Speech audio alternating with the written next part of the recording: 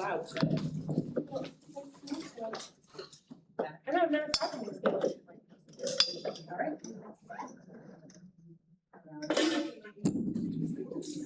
It's really loud. But hold way down here. All right, welcome. It's been a while since we've been together. We'll go ahead and get any time constraints and absences from either both sides. Ron, you want to go first? Sure. Oh, that's loud. Okay. Good evening, everyone. Carl Burnside is probably not going to be with us. I have not heard from Brandy, but she's not here yet, so. And Dr. Shaker should also be on his way, so he may not be here at the start, but I think he will be here. Okay, Brandy's on her way, so that's our story.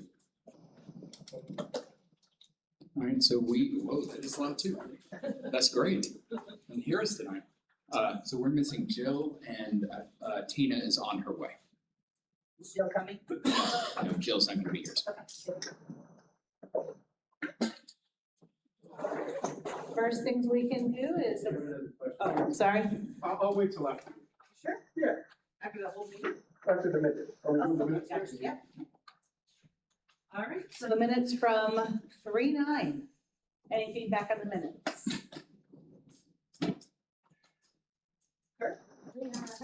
So this is on the last page. I'm sorry? 3-2, I think. Yeah, 3/2, I'm sorry, I don't have my glasses on. On the last page, I don't really know how to tell you where it is. It's above the caucus report, maybe 1, 2, like the third paragraph or whatever. It's the one that starts with no grievances this year. It says PLC's braided. It's the PLC guidelines were branded. Go up a little bit more, just at the top of your screen. Yep. Right here. Right here. Right here. Yeah, PLC guidelines branded instead of braided.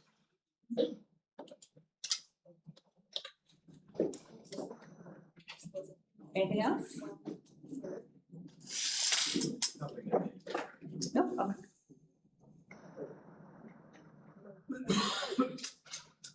Okay, can I test approving the minutes?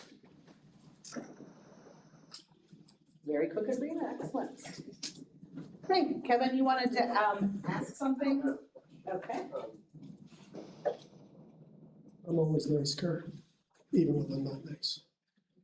Anyway, so I'm glad to be back. Last time I was in Tallahassee.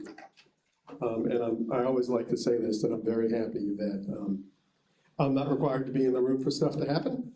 So I'm very happy that everybody was able to meet and still get things done. And there were some agreements, but I just want to start putting things on the record because when I went up for session twice, there was a narrative that unions in general drag their feet and do not give teachers in a timely fashion the raises that the state is so generous to pass down through the TISA money and other things. And so I just feel like I need to go on record as saying session ended a couple of weeks ago, and the lawmakers in Tallahassee have one constitutional job, and that is to pass a budget, and they did not. Also, as part of the session, they initiated some just random dates to determine salary negotiations for part of the money. And so I just want to go on record as saying that I will more than happily bargain the money if the lawmakers in Tallahassee will get off of their, fill in whatever word you'd like to have here, and actually give us money to bargain with. So I want it on record now, on March 30th, 2026, that TALC is ready to talk about salary, especially the TISA money, even though it's really only $23 per check per employee for the people it covers, because it doesn't cover anybody. So I certainly hope lawmakers hear this, and as one of their 3 special sessions they have to have because they couldn't get the work done that they were constitutionally obligated to do, they will certainly take up the budget first and allow redistricting and property taxes to take a seat because I don't want to be labeled as somebody who won't negotiate money for teachers when I don't have the money to do it. Bill Parcells famously said, if I get to cook the meals, at least I should get to shop for the groceries. So if I'm gonna buy the groceries, I should at least be given the checkbook. And I'm sure the district shares a level of frustration that the budget is not done yet. And they also are not able to plan the multitude of things they have to plan for next year. So that is all I just want to be on record as saying. TALC is ready and willing to go. The lawmakers have let us down once again by ending session without passing a budget. Okay, thank you. You put it in word for word, because I got 15 months in a day. All right. So, These are really good, by the way. Yeah. They're great. It's the tin. Have we run an experiment on that? I don't know, you tell me. Well, no, you have to run another batch and put them in something else. All right, so we did finish Article 2 already, I believe, did we? No, so sorry. We have mutually agreed to take a look at one, in Article 2, one paragraph there that deals with release time for the association. Okay, do we have a question for him? I'm going to defer to Dr. Fazzone. I think the question is, how do we modify the contract to put past practice into place and reflect new legislation Okay, to remain legally compliant? okay, give Jay a moment to get caught up on that. Past practices, Yeah, like how do we codify past practices and make the contract legally compliant with new legislation? Because again, we all know what happens now, but 3 more top presidents from now, people may not be at this table. thank you. So how do we put past practice in place to make the contract legally compliant with new legislation? Good? Perfect. Okay, do we have an option? I'm sorry, we have story. Do we want to add story? Yeah. So past practice is how reimburses the district for the cost of my release. It's not written down anywhere like that. And part of Senate Bill 1296 dealt with kind of how release time works. And release time has to be, it has to follow the procedure we currently do, but we just don't have it written down anywhere explicitly that that's what we do. So that's the story. Okay, thank you. Do we have an option? I do. Okay, you'll plop it in? Please do.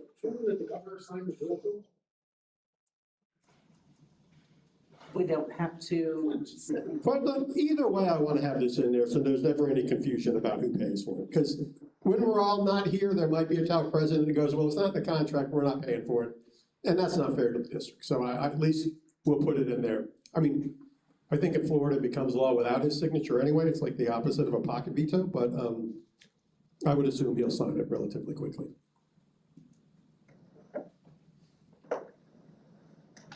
Was he gonna make paste it in? Oh, there.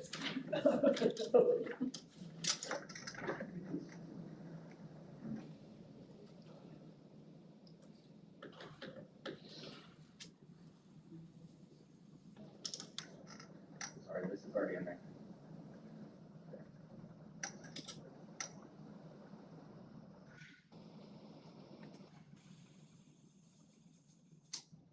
Okay, so the option says to add to the end of 2.036, the association shall fully reimburse the board for all salary and benefits associated with the release of the association president. That's what we want to word it, how we want to word it, okay? Any questions, concerns, or comments? Just a question. So we have, let's see, we have 6, it is 2.036, which is association leave. And then we have A regarding the president and B regarding the bargaining team. So you just want this in the first paragraph of 2.036. So just add that sentence before we get to A. No, I say add it after the line, the president's work year shall be 255 days. Okay. And then add what I just put up there. Okay, so it's 6.02, or I'm sorry, 2.06A. 2.036A. 2.036A, correct. Got it. Oh, yeah, I didn't read the A, sorry. No, that's all right. I just didn't know where we wanted to put that.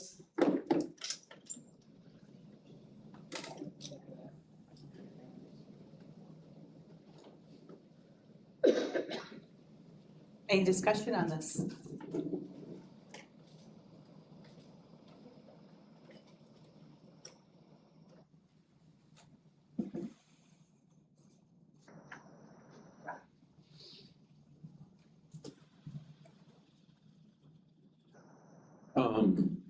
Just the potential, I think we need to put each year, the association itself fully.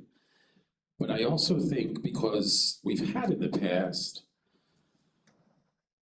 I've been asked when we're supposed to receive that money. And I've never been able to tell finance anything because we've never had anything in writing. In fact, I asked Donna Munzenart years ago, where is this written down? And she said, I'm not aware of it being written down anywhere. So perhaps we put a deadline in there for when it should be paid by or something. I'm not trying to press you guys. I'm just wondering. Shay's got it.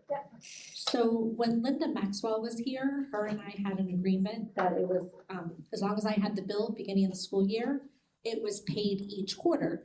And her and I did wonderful together, and then Linda left, and well, things have kind of fallen apart since then because last year, it took me almost the entire school year, I don't think it was until March or April, that I actually even got a bill from the district.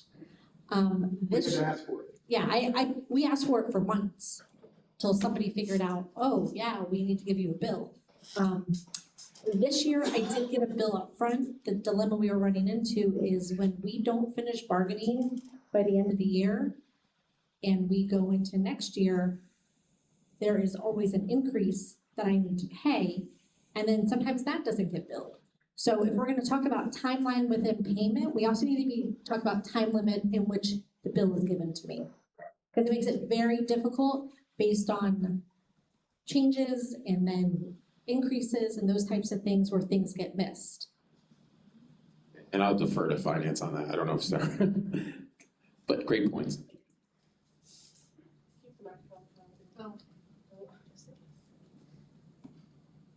So I'll share from the finance perspective. I mean, as far as the timing of when the invoices have gone out, I can't speak to that specifically, but I can relay it to our accountant who handles all accounts receivable. We have had some turnover in that position, but we can get you two connected so those are happening timely.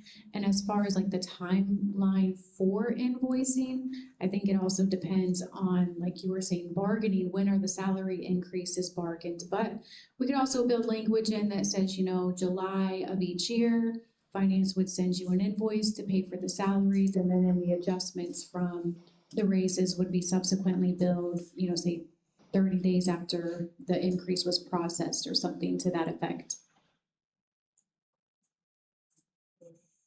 Go ahead. And I'm not saying I have an issue with that. My concern is, you know, we all love Kevin, we're so happy he's here, but if I go ahead and pay all that money in July, when one, he hasn't even started working or received a paycheck, which is why Linda and I had worked out quarterly based on every quarter, that quarter has been worked, that's been paid, and then paying it out.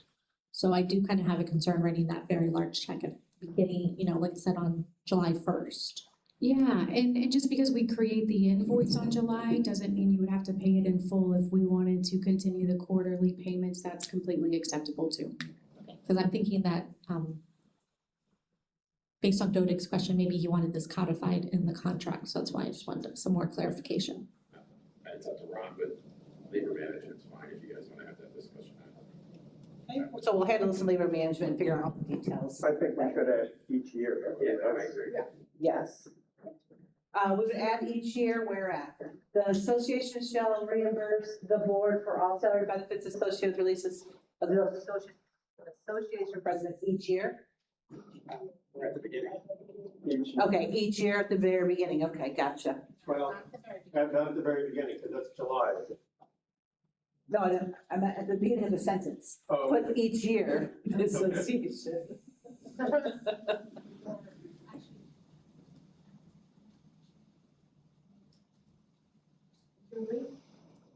Each school year, correct? Yeah. Okay, So but each school year. Is that okay, Kurt, to amend it that way? Sure. So each Again. school year, the association. And I think their next step is really to put a timeline on when they're gonna have this paid. I mean, you know, they're doing great stuff. Okay. And so that's probably the next thing they're gonna do is have it. But again, I think past practice will be continued practice, but for everybody's benefit and protection, it needs to be in the contract. So when none of us are here, we can point to the document. Okay, thank you. Are we ready to test? Or do we have some more questions? Ready to Yeah, test? I don't think we have any more questions. Okay, test this. All right, unanimous consent, thank you.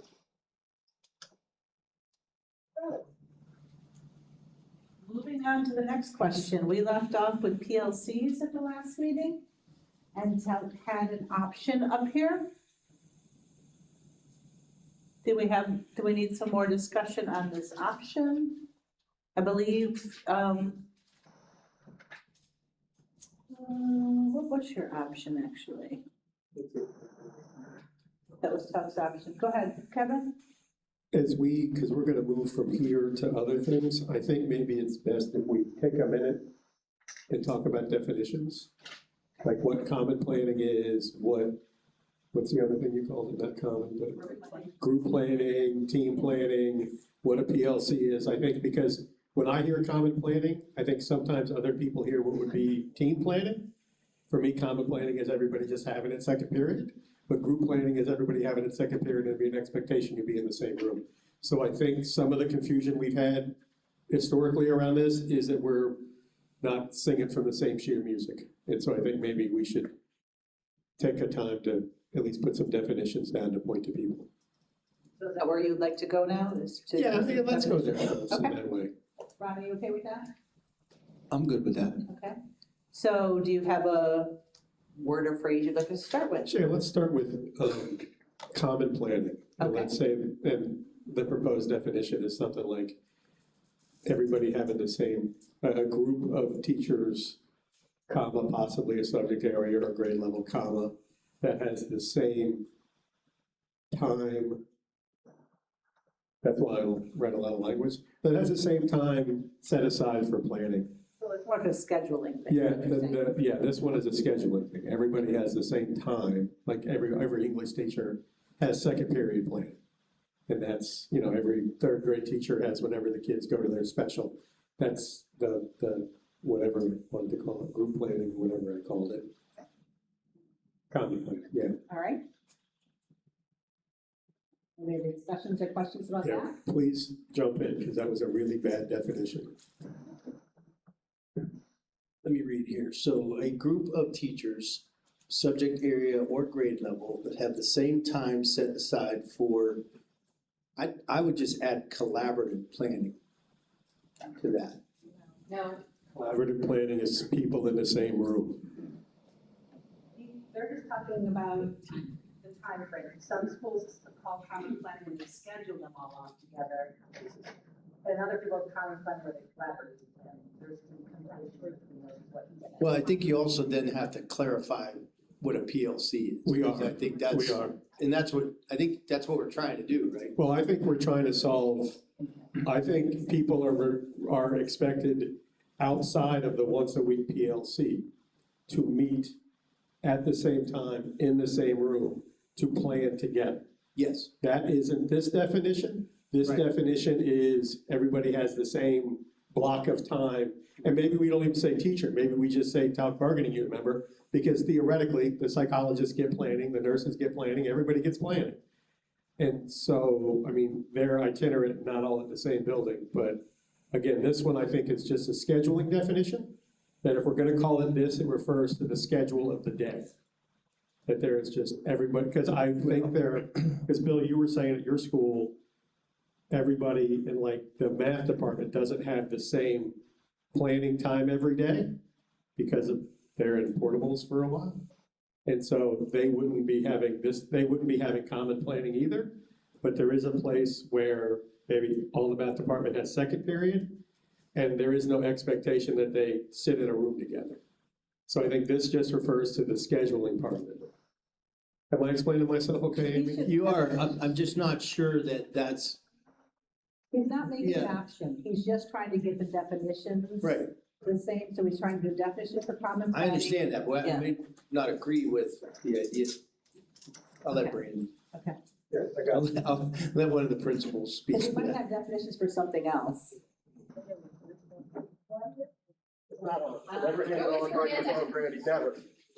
I'm just wondering if maybe, and before we start getting into the definition, can we maybe make a list of the vocabulary where there is confusion? Like common planning, team planning, PLC, cause I'm just thinking like, in my building alone, I don't even, like I would refer to common planning as everybody's together, just because it's I assume, I schedule it that everybody has the same planning.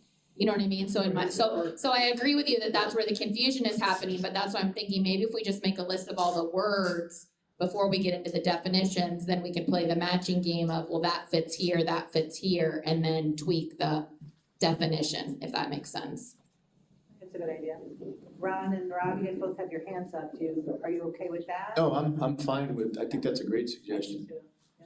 I agree. Okay. I just thinking messes that up. Yeah. Suggested. Okay.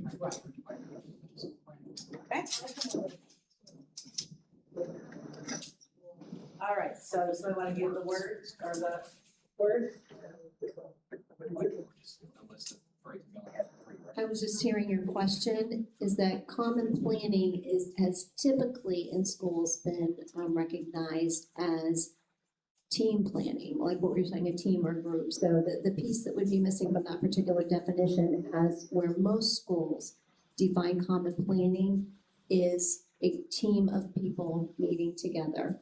And that's just most, I'm not saying all, but when we say common planning, it has been known as teams meeting together to plan. So did you want to add team planning to the words that we might be? Yes. Team planning, okay, we can add that to there, yep. Go ahead, Shay. I think that one of the issues too is there is a differentiation between what an elementary school may do and what a secondary school may do.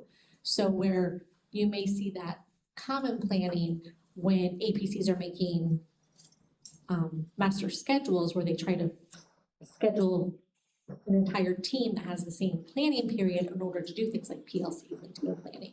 And that's where I think the confusion is coming in between those two levels also. And then, Amy. So now I'm gonna figure out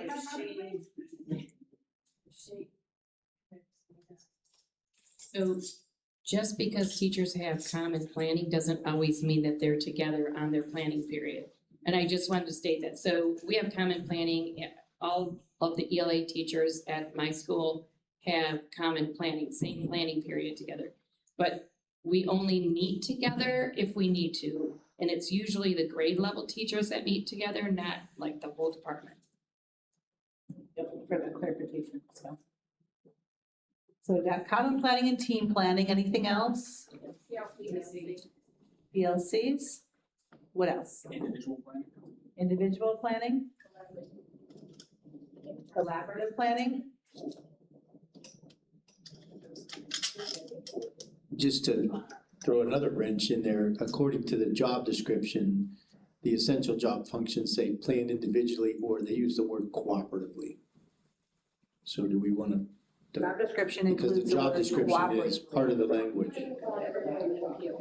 You said cooperative, Ron? I would Prefer to use the same language that's in the job description, if that's the case, but And it says cooperatively or it says plan individually or cooperatively. cooperatively, thank you.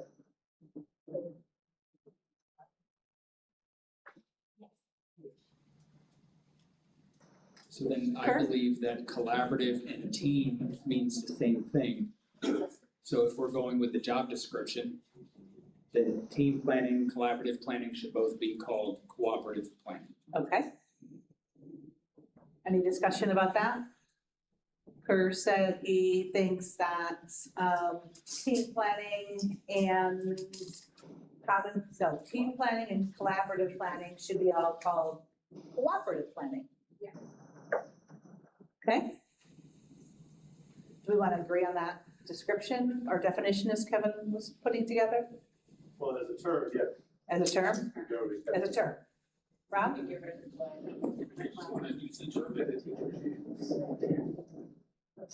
Well, we never use it. Part of the problem. Right, okay, is that in the job description, Ron? Yeah. Oh, okay, I'm sorry, Okay, I'm good. yeah, okay, good. Sorry. Not really agree, just that's the name.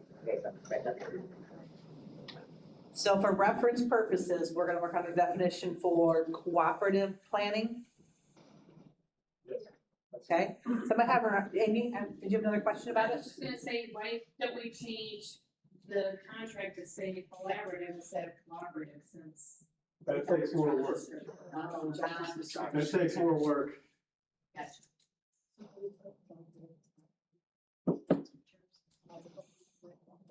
I think that maybe we can, Honestly, I actually like the word, I mean, I like the word collaborative over cooperative, but that's what's in the job description, that's why. I'd rather collaborate than cooperate.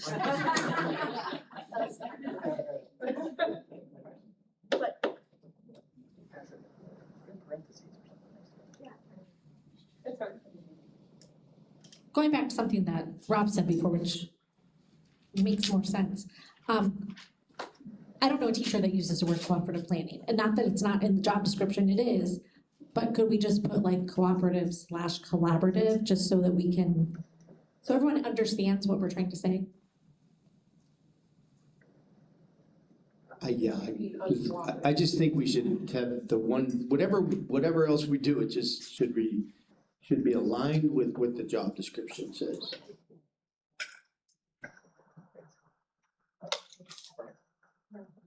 And there is a process, you're right, that we can change that word or add that word in the job description. For our sake here at bargaining, can we put parentheses, collaborative beside the word cooperative so that we know what we're talking about? Yes. Put that in? How do you phrase job? You don't know your job?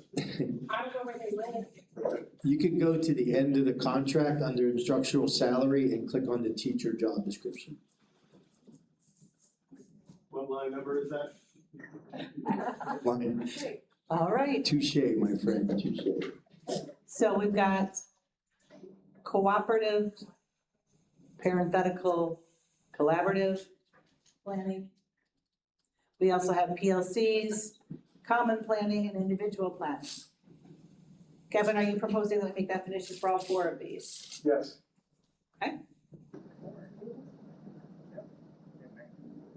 So common planning, Rob had a good point. Rob, if you want to repeat that about your, no. I'm talking about for the common planning, how you said the word group. So I think the use of the word group right at the beginning suggests that this is a group of teachers getting together. So I just thought it should say, teachers that have the same time set aside for planning. Period. Kevin, are you okay with that amendment? Okay. Well, how about employees? Because again, we cover more than two. Please, okay. And they laugh when you tell psychologists they should have planning. They should. Who have the same time for planning.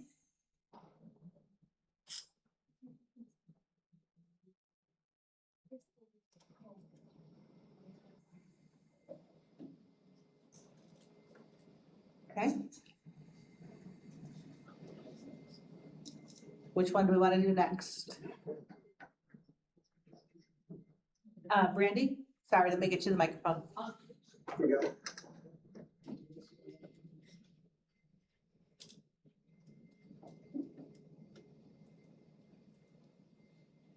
on common planning, I just think we need to add somewhere in there the word schedule, because I think the important part about the common planning is it has to do with scheduling, especially like secondary, so who have the same time scheduled or the same Scheduled at the schedule same time? Yeah, because it's about the schedule, I think, is that common planning emphasis is, it's not what you're doing, but the scheduling. Thank you. Yeah, that look good?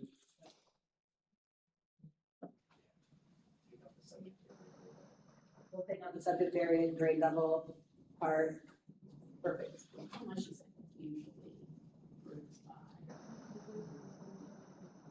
Okay.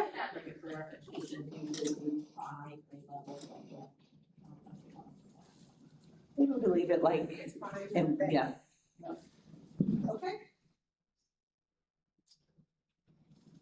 What's the next one we want to go after, that we want, I don't say go after, which one, the next one we'd like to define? Individual planning?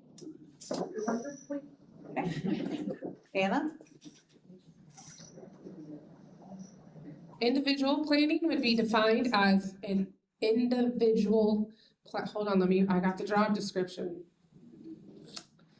Look at me, individually planning to meet the needs, interest, and diverse backgrounds of students.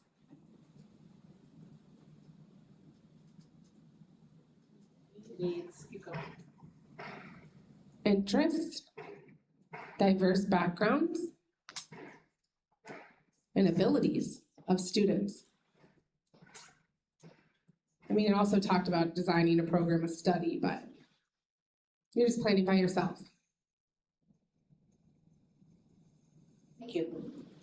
So, any discussion on this one? The definition of individual planning?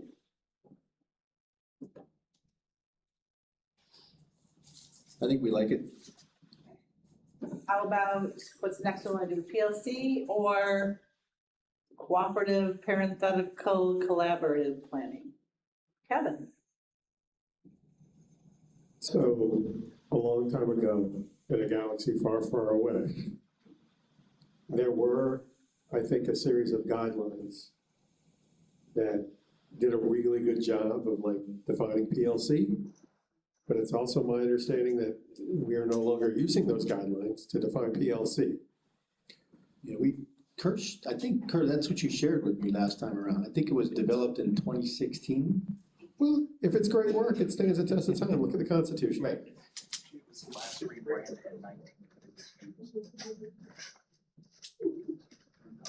Yeah, Kurt just told me it was last kind of rebranded. It still says progressive, that's how long ago it was. In 19, but it was used, it's been used through COVID and stuff like that. And so again, I think it really defines kind of the 4 questions, what you're supposed to do, how you're supposed to do it. Like that document, a lot of people other than me invested a serious amount of time coming up with a definition for, and it's kind of fallen off the table. So what is your recommendation for a definition of PLC? That's a great question. Thanks for asking. I mean, I kind of like the guidelines, but It is first off, it's a professional learning community. Was that what we? yeah, that's the acronym, professional learning community.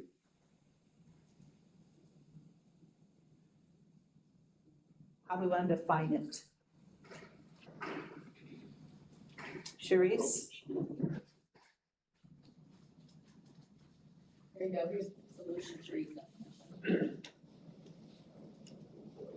Yeah, the PLC is a research-based piece that is a team of educators who work collaboratively and continuously to improve teaching and student learning outcomes.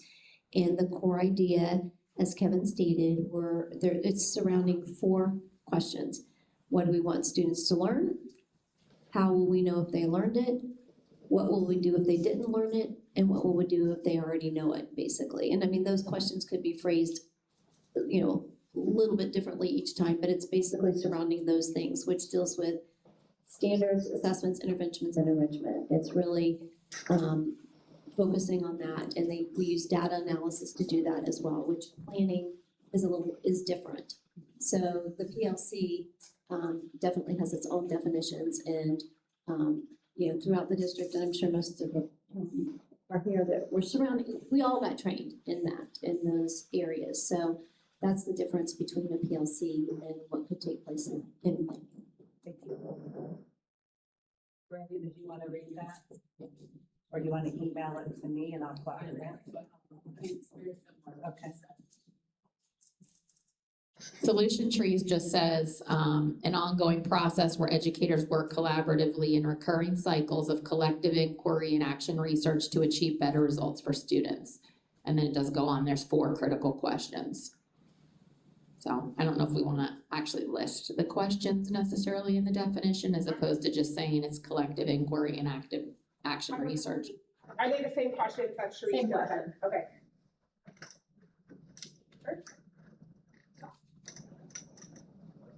Can I propose a definition that comes from the PLC guidelines? Sure. Can I just paste it up there? How about if I was in there? Sorry. I'm sorry, I just hit enter, my apologies. So this piece here.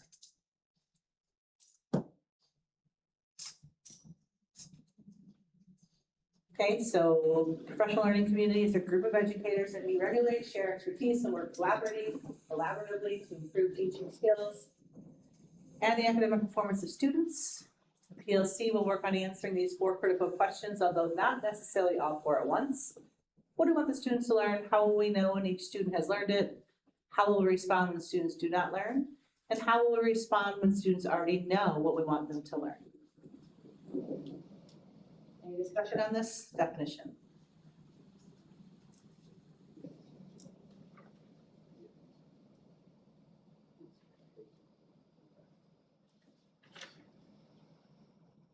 But, so just a point, I think that some of the guides that were out used a lot of these terms that we're trying to define interchangeably. And that's why the guides probably are what needs to be kind of revisited with this, because they do use the terms.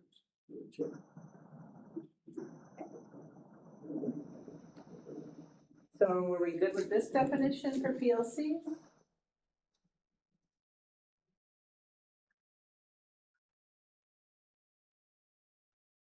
We like it.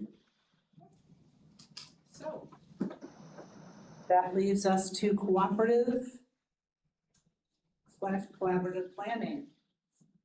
Kevin, sorry. Take the definition for individual planning and instead of individually, put mandated. Put mandated? Yeah, because this is the thing where you're requiring teachers to meet. So this is mandated planning to meet the needs, interests, diverse backgrounds, and abilities of students. Meaning mandated, groups of teachers. Okay. Ron? Yeah, I was just gonna, well, I almost said that, something similar, but I was just gonna replace the word individually with cooperatively, which is again in the job description. So cooperatively plan a program of study that meets the individual needs, interests, diverse backgrounds, and abilities of students. So it's just taking the individual piece and replacing it with cooperative. I think it's important for us to differentiate between the fact that individual is I control my time, and this one is someone else controls my time. I think it's important to differentiate that, and if we don't, we will still have confusion, because that is the essential difference. There is time where teachers are allowed to plan on their own, and then there is time when they are told they must meet second period in Kerr's room to do planning together. And we could call it cooperative all we want, but the key difference is one time I'm allowed to decide and the other time I'm told. And it's not mean, sometimes the language has to be very specific and possibly a little rough around the edges to get the point across. Anna? So sometimes a grade level needs to meet to have like a grade level meeting to kind of discuss some things that are happening within the grade level. And really the only time we would have to meet during that would be potentially during planning time. So that's kind of like my team needs to have a meeting tomorrow. So we got some things to talk about. We lost a teacher. And we need to make sure we're on the same page. So I don't know if it's like, does that mean I'm the mandator? I don't know. I just think there's also like, there's times that teams of teachers have to meet to discuss things that don't necessarily have anything to do with the lesson plan or the data or the instruction, but to make sure that we're all on the same page for all the things that happen during a school day. So I don't know if we need a team, I don't know, team meeting grade level, I don't know.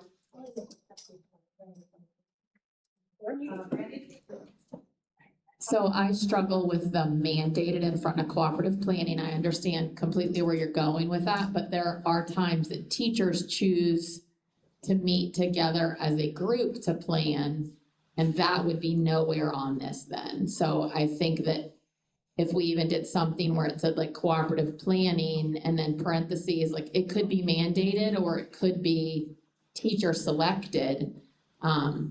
And I know where TALC's concern is with this, but I think that if we're looking at by definition, the definition of cooperative planning is meeting the needs, interests, diverse background. That's not the definition of mandated cooperative planning.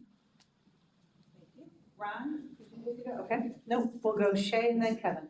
The phone calls the office gets, I had it. The phone calls the office gets are never about planning that teachers have mandated for themselves.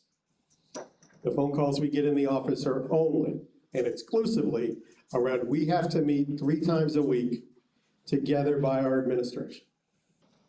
So it is what it is. The ones where teachers come together to do it, because this is what I say about everything. Remember, it's a great day in Lee County?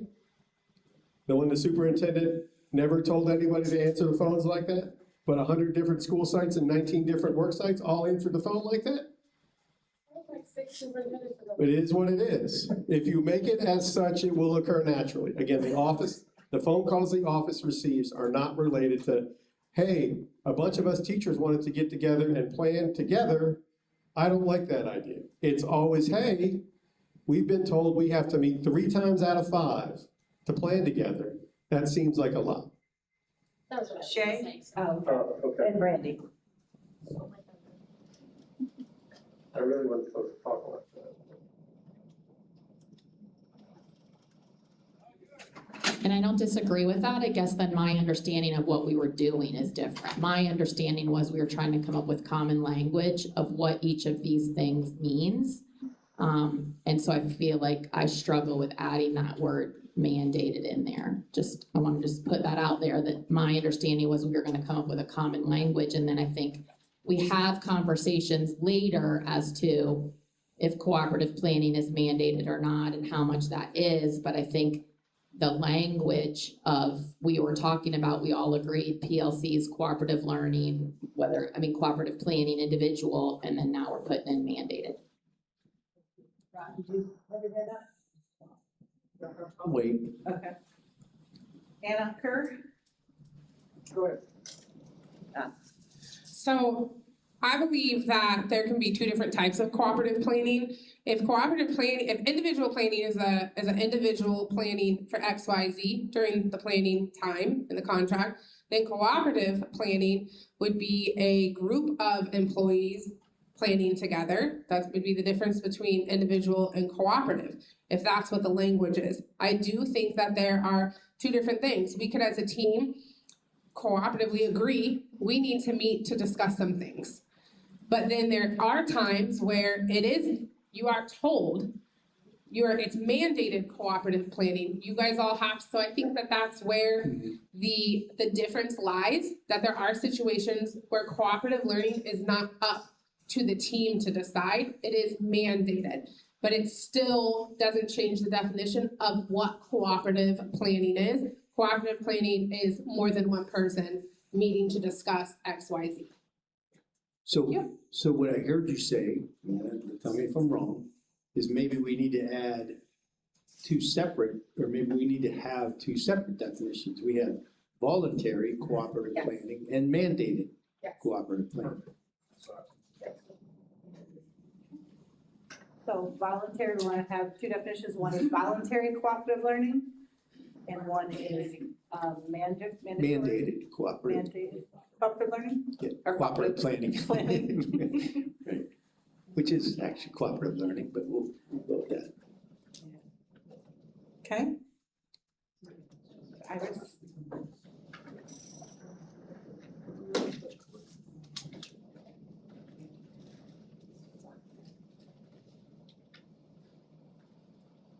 And I hate to go back, but with the PLCs, I'm wondering if we should clarify educators, like would that include other school professionals as well? Because like special instruction will have their own PLCs as well, or would that be included in educators?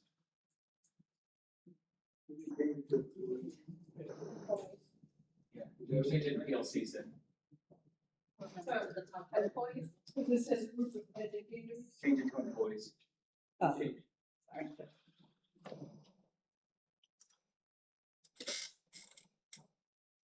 Brandy, did you wanna add, you said you wanted to add team meetings? Team meetings or something, you guys think might address like Anna, like fifth grade, That's with the plan Busch Gardens, and so. That's a voluntary separate. cooperative planning. Okay, all right. So we have voluntary cooperative planning, which is basically when teachers say, hey, we need to get together tomorrow because we have a bunch of stuff to talk about. Mandated cooperative planning would, when the principal would say, I need the entire fifth grade to get together and plan accordingly. Right?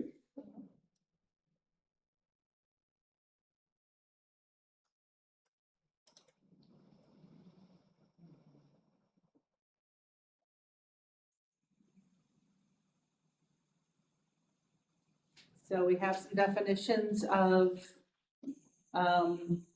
give me a definition of individual planning, common planning, cooperative planning, and PLCs.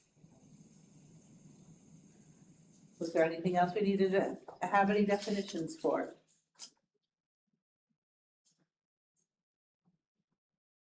Okay, hold on, make it Brandy.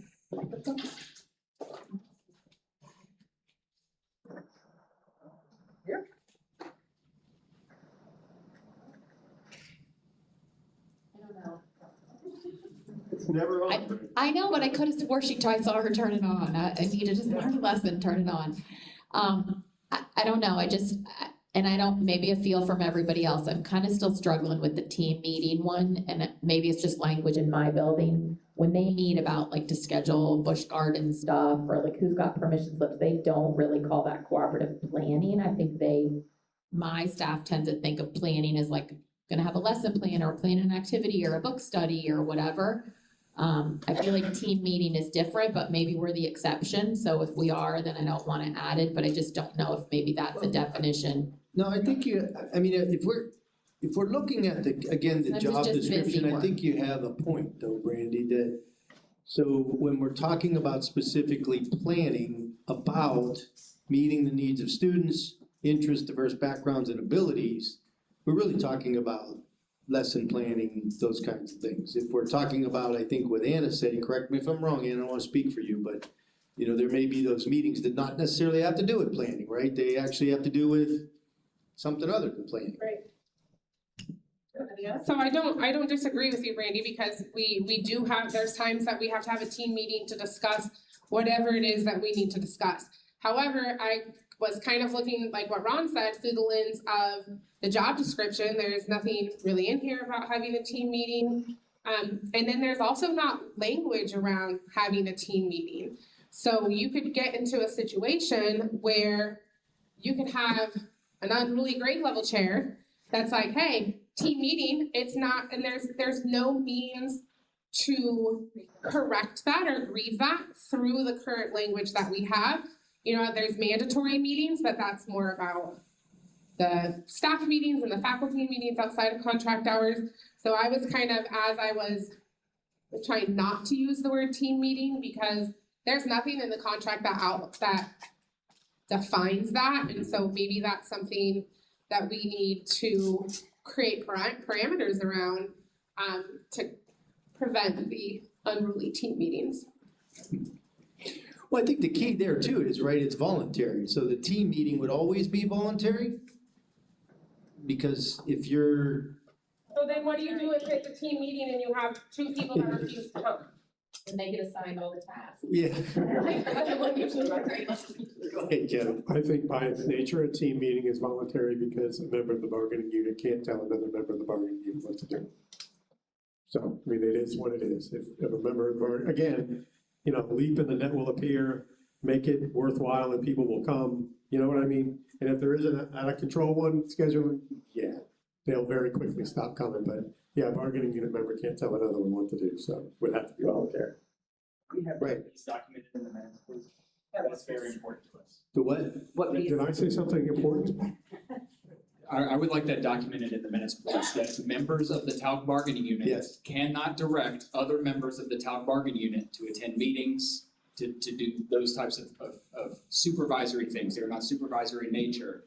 And that's where a lot of the angst and the issues come in is, and I'm not, I completely understand the need for team meetings, but a department chair is not supervisory in nature. They do not have the ability to mandate tasks to other bargaining unit members. So I think what I heard you say is, again, so we might have to add another one. Because there are times when teachers may want to voluntarily get together specifically for planning. There may be a time when teachers want to voluntarily get together for a team meeting that may not have anything to do with planning. And so should we differentiate between all of those in our definitions? Okay.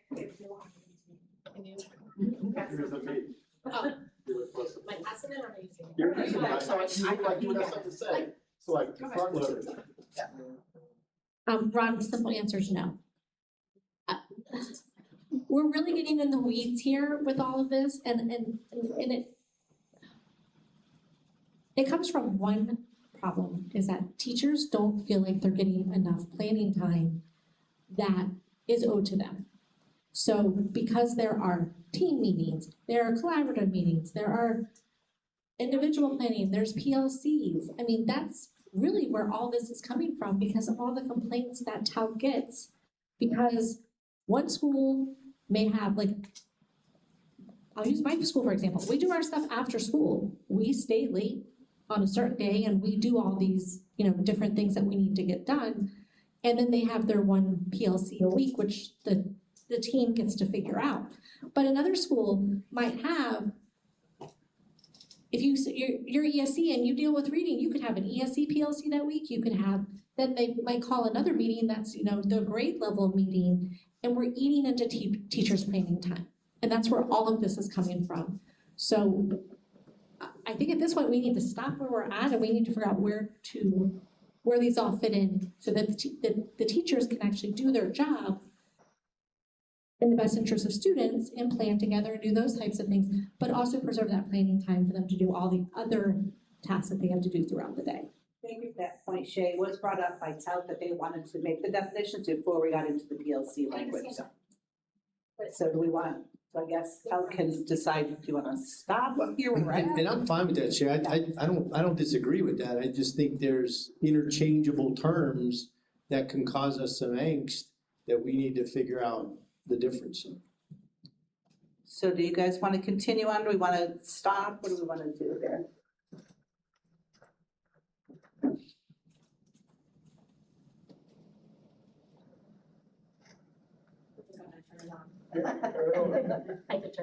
Now that I'm all in the weeds of the job descriptions, I just pulled up the grade chair, so I'm wondering if maybe, to Kerr's point, this one talks about like the grade level chair's responsibility is to facilitate regular grade level meetings.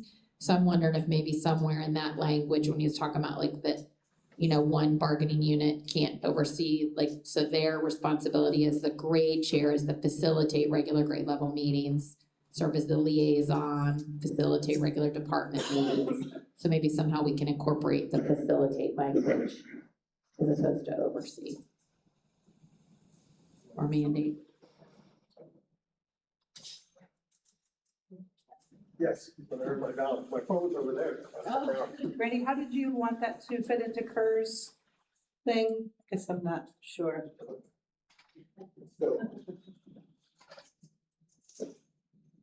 I don't know, my glasses are up close, so I gotta like figure out where. So I know he just talked about to capture, cannot direct other members of the bargaining unit to attend specific meetings. So I'm wondering if maybe that's where we capture like responsibility of a grade level chair, is to facilitate, according to the job description, is to facilitate regular grade level meetings and activities. And then it also says facilitate regular department meetings and activities. So I'm wondering if maybe just kind of as a secondary, like you have, that they cannot direct other members and then just say like role of grade chairs is to facilitate. I think that language may just help with some people.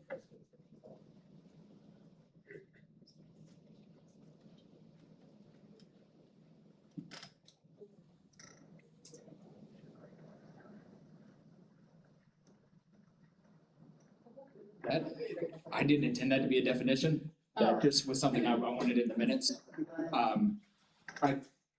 This really boils down to who owns the time. Kevin has said in meetings, I like this analogy. And if I'm getting too far off base, stop me and reel me back in. But there are instructional minutes, there are planning minutes, and then Kevin calls them the gray minutes. Those are the minutes that are outside of the 375 minutes of planning per week, outside of direct instruction with kids, but it's time that's within the teacher workday that can be administratively directed. And I like these definitions so that we know what we're talking about. But the real issue is who owns the planning time? TALC feels, and we feel that we have some arbitrations that back this up, that teachers own the planning time. And, you know, there's language in here about PLCs, but it's this mandated cooperative planning. Well, now we have a definition for common planning, so I won't use that. But that's really where our issue is the fact that the contract mentions one PLC per week, and where do we go with, from our view, the idea that individually directed planning time is getting less and less and encroached upon by mandated cooperative planning time. So again, we said we were gonna go to our questions once we had the definitions. Do we feel we have our definitions now? And then can go on to our questions? Or do we want to stop right now and maybe table the definitions and go on to our, go on to our questions? No, I mean, I think there's a clear understanding based on this conversation of what the differences are. Yeah, I think so now, yeah. So we're good? Time well spent, yeah. Okay, good. So Kevin, are you good since you brought it up? So you're good with us stopping the definitions? Okay, thank you. All right, so do we want to go back to what we had left off on our last session, way back at the beginning of March? We're talking an option about PLCs. So do we want to do the options? Do you want to go over the option again? Do you have anybody have any questions or concerns about the option? Any comments? Do we have any other options?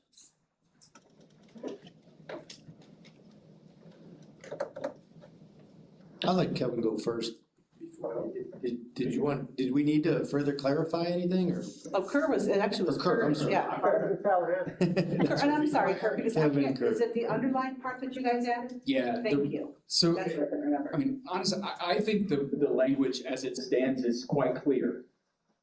That's my personal opinion, but it obviously isn't clear because staff are being required or mandated to go to multiple PLCs per week. So our attempt at the underlying language is our attempt at clarifying that, because what is it, 2 sentences after the underline, it says PLC meetings will be led by instructional staff held at a mandatory maximum of once each week. But we know of situations where people are going to a math PLC and a science PLC or an English, I'm not making up something at this point, but I mean, the reason for the option is to clarify the idea that every instructional staff member is required to go to a PLC and that they go to one and only one each week. If they decide to use their planning time to go to more, then that's that's on them. But from the administratively kind of directed side, it should be no more than once per week. Thank you for that clarification, because I was reading that sentence as a redundancy almost as the second part, but now I see the difference. Thank you. Yeah, I'm trying to be even more clear. Gotcha, understood now, thank you. Any comments or questions on that?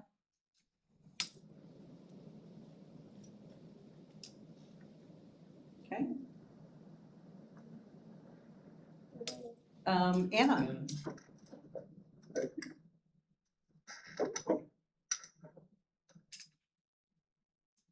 So looking at what our original question was and the language that was added to this for PLC and thinking of all of the terms and discussion we just had, I think that there's more than one concern.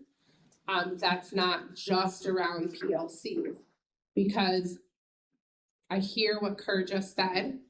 You know, I have to go to the math PLC, I have to go to the reading PLC, you have to attend more than one specialized PLC where you are working through that data analysis, you're working through your assessments, you're looking at what they've learned, you're coming up with interventions, you're looking at enrichment. However, the other issue is the mandatory cooperative planning. And so we don't have a question particular, we do? Yeah, we do. That's a separate issue. Okay, never mind. Thanks. I was going to say that, but let you get, yes, you have another question for that, thank you. Maybe. So, yes, sir. So I think the idea of individual here is important as well.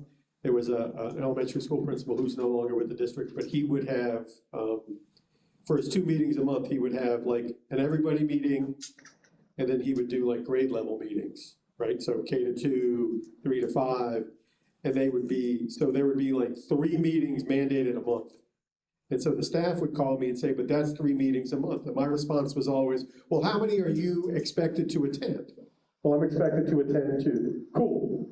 The everybody meeting and your specific meeting, 2 meetings a month, he's not violating the contract. If he were requiring you to attend 3, that's different. So I think here we need to talk, that individual concept is important too, because that's what really hits home for people. How many they specifically are required to attend or that impact their lives. And I know sometimes in elementary, especially in the younger grades, when you're not kind of flip-flopping, there's an expectation we're gonna reading PLC, we're gonna math PLC, and we're gonna do another PLC, science or whatever we're doing in the earlier grades especially. But in the older grades where they change teachers, it's a little easier to compartmentalize, because I wouldn't think secondary would have this problem because they're subject area experts. So with APLC, the English department is not gonna PLC about math.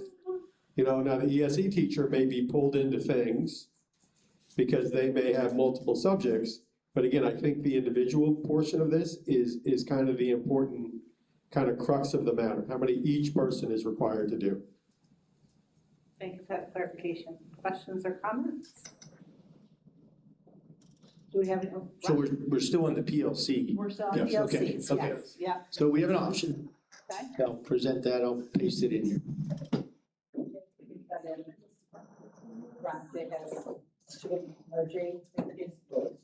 Yeah.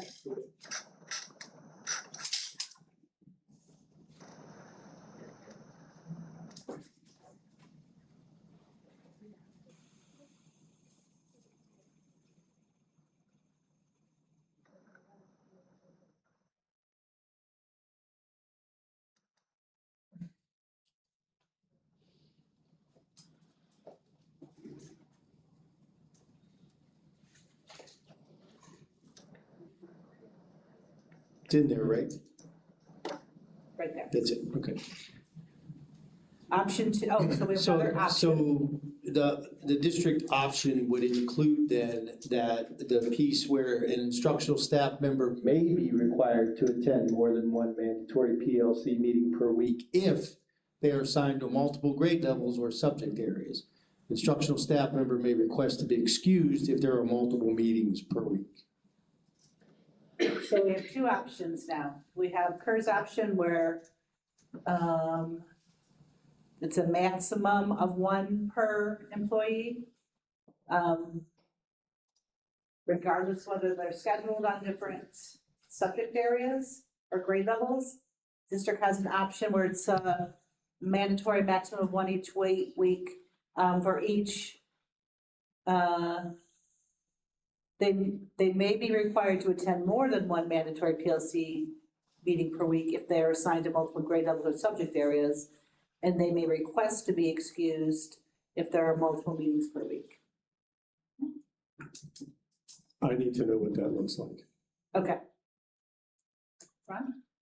Well, I think part of the conversation was in a, excuse me, for, somebody could probably articulate this better than me, but I know we have ESC teachers that are assigned to maybe different grade levels. So if in this week, I have to pop my head in to talk about some of the modifications that might have to occur within the planning and with the 5th grade team this week or on Tuesday, and then on Thursday, I gotta pop my head into the 4th grade team meeting because I'm also assigned to that. That would be the case when I'm actually assigned to multiple grade levels, and that's where we may run into some issues where we would want them to attend. And if they have 2 or, some, and it's just not feasible to do, then they just inform the principal and they work together to be excused for that or figure out another way to do it. Thank you. Shay? I think you answered part of my question, so they would have to ask the principal, would be the person they would ask to be excused? Yes, that definitely would not be like team leader or anything along those lines. Thank you. And what would the consequences be if they just didn't go?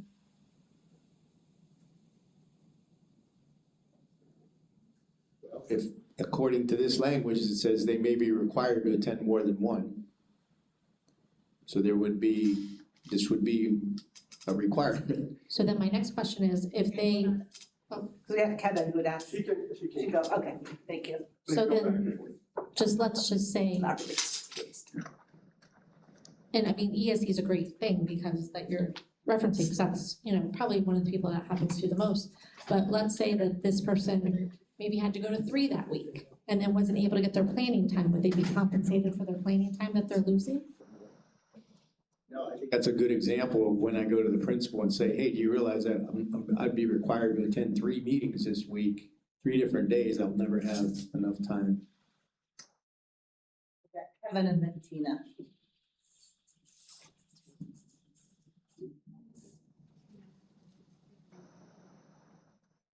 Is the principal required to say no? Let's say I come and say, oh, I can't do it, that'll be 3 this week, I'll never have any personal time, individual planning time.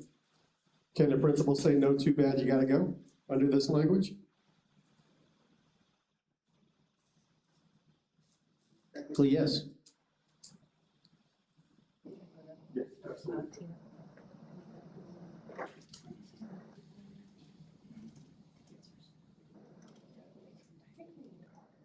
Mine is a similar question. My 3rd, 4th, and 5th grade teachers are departmentalized, and many of them teach multiple subjects. So they're being under BSI.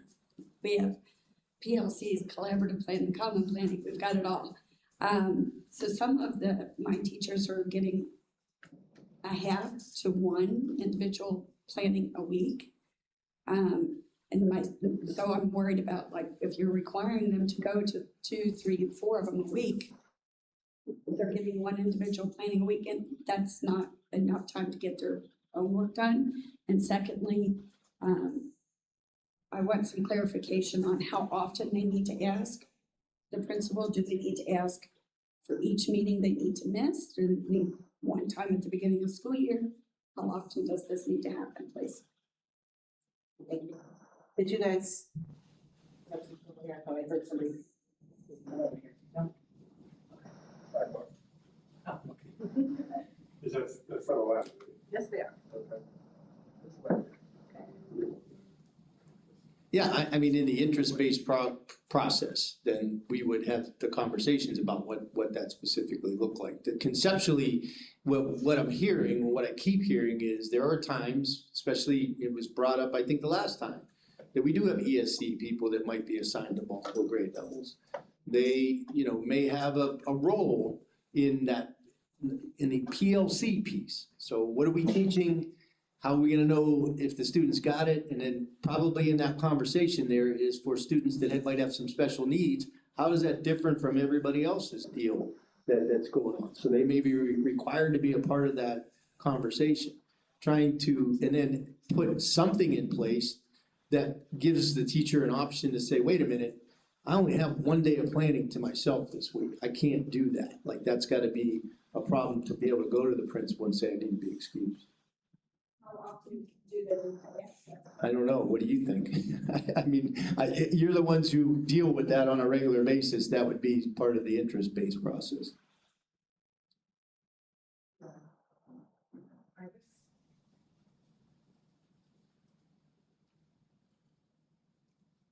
I think it's important to also clarify that the person can request for it to be excused, but I think what I'm hearing is that the principal, every time the person requests that, the principal could technically say no. So then when is there an accountability for the principal to have to say, okay, well, I've said no 20 times, but the 21st time I have to say yes. No, I hear you. So, wasn't there some mechanism in the language too that talked about excessive meeting powers or something? Anytime we have something excessive, we typically bring that to labor management. So if a principal is consistently asking somebody and saying, no, you gotta go 4 times a week, then we have a mechanism. I think the piece you're speaking to is in the next provision under mandatory meetings. Right. But a PLC is separate from a mandatory meeting. Yeah. I was just using that as, could we add, you know what I mean, to add to that, to say, if we've got excessive planning time, PLC time that we're asking people to do, there's a mechanism in place. They either go to the principal, and if, it becomes excessive and we can't deal with that, then it goes to labor management. So I'm glad you meant, do you mind if I respond? So the last 2 sentences of PLCs, school-based administrators will review the PLC guidelines with their staff each year. I'm plugging these PLC guidelines because I helped develop those, and those are pretty good if I say so myself. And the next line says the labor management may review situations where there are concerns about PLC meetings. So Kevin and then Anna? I think part of the reason we're here and we're where we're at now is because when we bring this up at labor management, the attitude seems to be it's the principal's building, they can do what they want. For me, this language essentially allows for 100 PLCs a day, and the principal just says, no, you gotta go. Again, there's no grievable language in this if the principal just says, too bad, I'm never excusing. And then labor management will say, well, what does the contract say? And the contract will say they're allowed to. So too bad there's nothing there. I mean, again, this is, and I don't mean, and I know I'm getting a little agitated, and I don't mean to, but it's a continuous example of how when things need to be changed or things need to be dealt with, it's only the employee that is asked. It's not the administrator asked to figure out a schedule that still works, that doesn't inconvenience an employee more than once a month. It's only the employee given. Well, now I guess I gotta go to multiples if I'm an ESE teacher. I mean, there was one school a couple of years ago that literally had not PLCs, but with PLCs, group planning every day for people. And the district's attitude was, well, it's in the job description, which, by the way, you write without having to get us to approve it. So you can write whatever you want to in there, and then just say, well, look at the job description, that's what it says. Well, if I were writing job descriptions, I'd put it in there too, if I have no check and balance. So again, I think it's this idea that, and again, I come back to this idea, we are asking for limitations and control of administrative power for the benefit of the employee, and there continues to be pushback.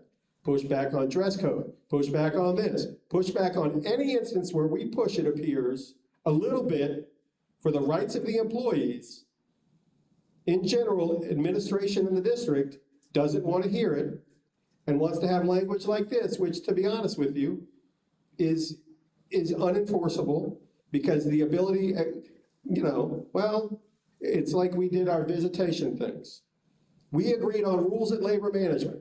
At certain schools, those rules became guidelines and administrators weren't required to follow. That's why we negotiated the language we negotiated. Planning together and PLCs are being abused at the expense of individual planning time for teachers. And that's why we're here today. And just like the lunch thing, if it takes grieving every time, I gotta walk a kid to the cafeteria because you need data, not a problem. I'm in a situation where I am standing up for teachers, but boy, I need 60%. So as they often say, a bad management is your best recruiter. So, well, let me respond to that. And I understand that obviously there's differences of opinion and interest brought on there. That doesn't mean one side is purposely trying to do things to harm the individuals. There's a reasoning behind common planning, PLCs, that opportunity for teachers to work collaboratively. There is so much research out there that talks about the effect on student achievement that common planning has, and professional learning communities when they work together to be able to, and that's what from the district standpoint is what we're trying to emphasize, is there are those opportunities. We can talk about the limitations on those, but because we are so far apart in the idea that a teacher solely controls the planning time, when the district at this point does not believe that's the case and cannot acquiesce to that because of the responsibility we have to implement the research-based strategies to improve student achievement. And so we're not trying to take advantage of the language, but we cannot, as I said, acquiesce to the idea that we cannot mandate or require teachers to plan collaboratively or cooperatively and engage in a professional learning community based on the guidelines that are set forth.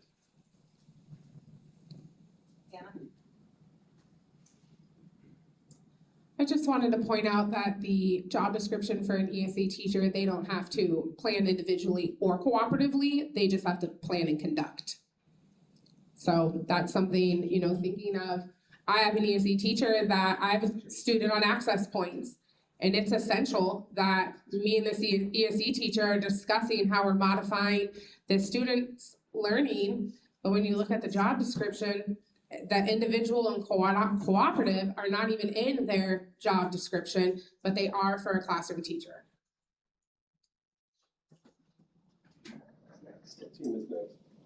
Tina's next, I'm sorry.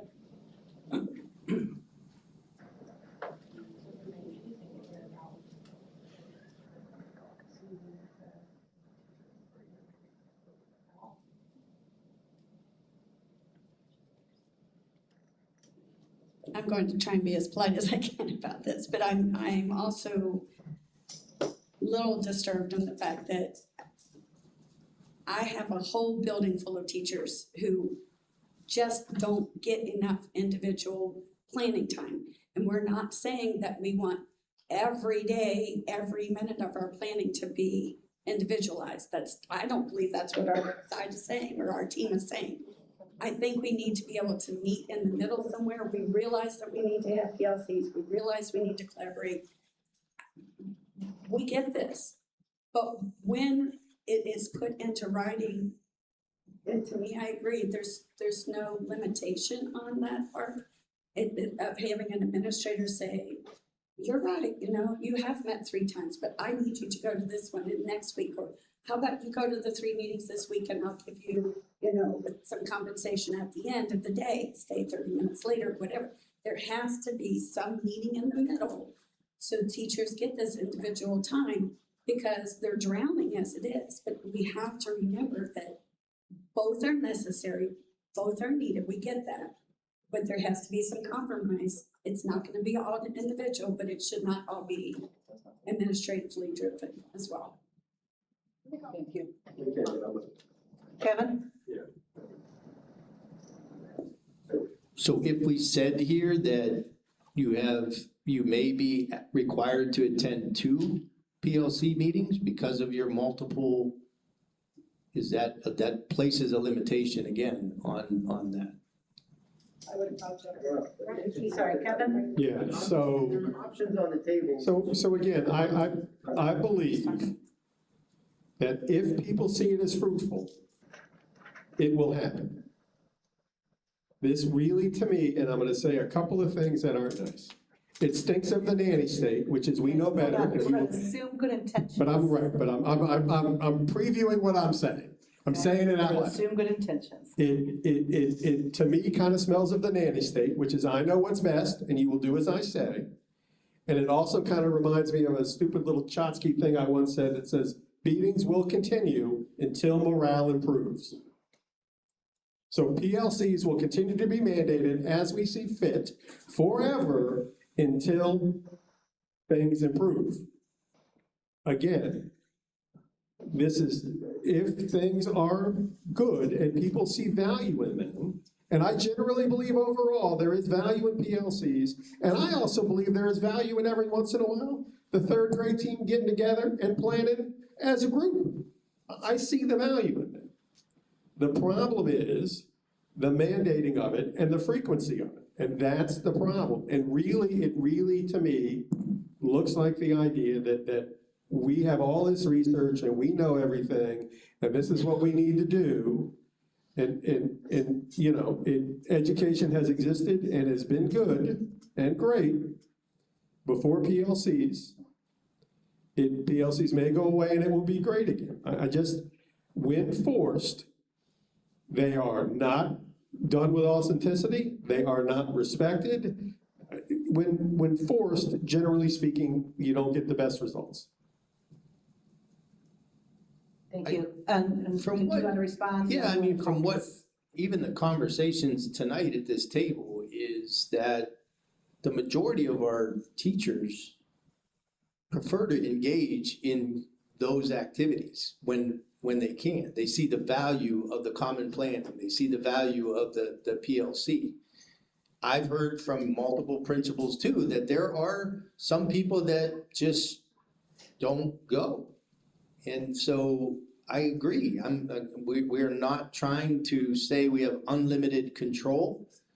I think though that because we're kind of on complete opposite sides of what we can and can't do, there's an opportunity to talk about that if we can agree that there are those times when that there can be a requirement to attend cooperative mandated planning, which is separate from a PLC. And then we have to address the limitations on that as well. Caucus, Yeah, I think we're good. how long would you like? 15, 20 minutes. So I have right now 5:50. Do we want to say 6:15? Yes. See where we're It's at? right in the middle. Okay, thank you. Thanks.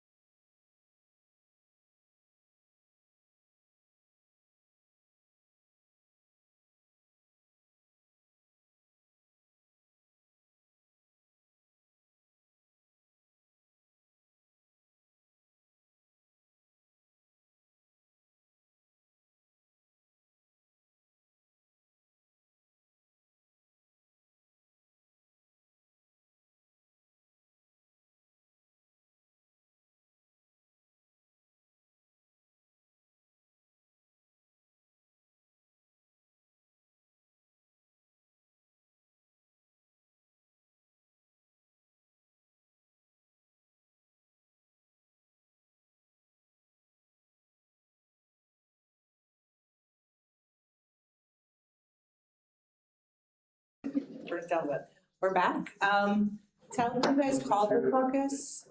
Do you want to do a caucus report first? Give me 2 seconds, please. You got it. Ron, do you wanna go? Do Are you you want okay? us to go first? Okay. Okay. Obviously, the conversation was around, again, PLCs primarily, how they're being used, what is occurring in some of the buildings. One of the things we discussed, and I was kind of alluding to this, was, a couple of our BSI schools, when the state came in and they mandated some common planning time. So I'm gonna use, one of our buildings, we went out and met with them, they wanted to require that. We set it in motion, got it in place where there were two PLCs basically per week. And that school was no longer BSI. And the requirement is that, the same supplements that go along with BSI schools have to be maintained even the year after they're out of BSI. And so, the principal with that was like, well, can I still then require the two plannings per week? And at that point, I think that may have been the initial conversation around this whole deal was, can we actually require them to do that? The principal chose not to at that point because he didn't want to be the one that causes the big stir. But the point of the matter is those mandated cooperative planning actually helped that building get out of the BSI. And so the same supplement was in place for the next year, but yet we couldn't do it. And that's just an example of why we are, the district is kind of adamant that that needs to be allowable for us to address those specific needs for student achievement. We talked about the idea of the option that we did present, and there's definitely a willingness to say, okay, maybe it's 2 then. If you are assigned to multiple grade levels or subject areas, the maximum is 2. You work with your principal. If you're assigned to like 3 grade levels, then you attend 2 and you work with your principal to see what that looks like. Maybe it's 3rd and 5th grade this week, it's 3rd and 4th grade the next week, 5th and 3rd, whatever that may look like, but we are agreeable to putting a maximum on that. That's our caucus. All right, thank you.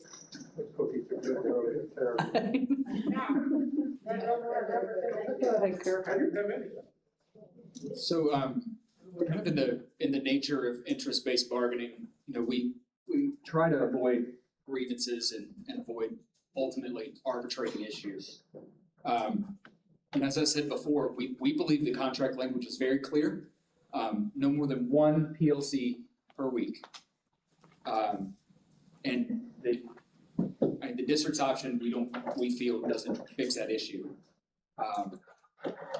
More and more requirements are already being kind of thrown at our members, at employees in an already very tight amount of time. Those planning minutes and those grade minutes, as I alluded to earlier.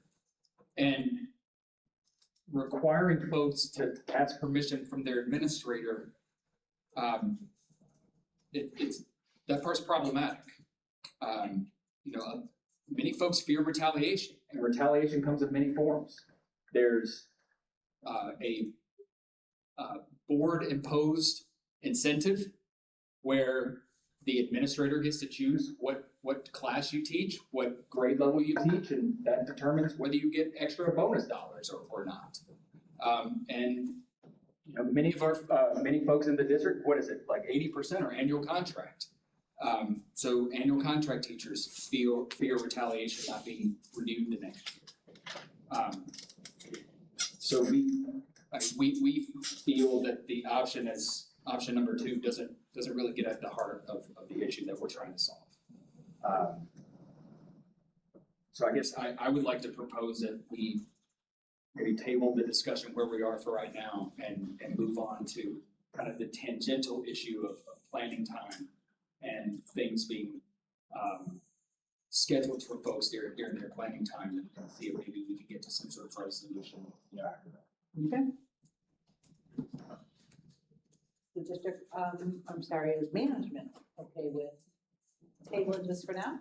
Well, yeah, but can we at least present our other option, or do you wanna just table? Yeah, no, go ahead. I didn't know you had another. Well, yeah, that's what I was alluding to was, and again, I didn't actually put that in there, but what we said was we would limit them to two, if yours, so basically, I'm looking for the for the option.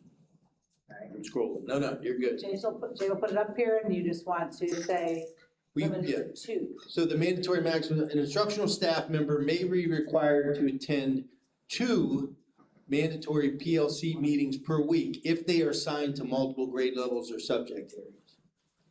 Did you hear that part, Kurt? I did. Okay. And only if they're assigned to multiple grade levels or subject areas would they be required to attend 2. So you would actually then remove the instructional staff member may request to be excused. Okay. Yes? Anna? I would just like to say that all elementary school teachers, the majority of them, classroom teachers, are assigned to multiple subject areas. If you are a kindergarten teacher, you teach math, reading, science, social studies. Yep. So Yeah, you that gotta would figure it hurt. out then, because you're only allowed to attend 2 per week. In the option. Again, required. You may, if you want to, volunteer to go to those, but as far as requirements, it would be 2. Question, I'm sorry, go ahead, Kurt. I'm sorry, I have to ask.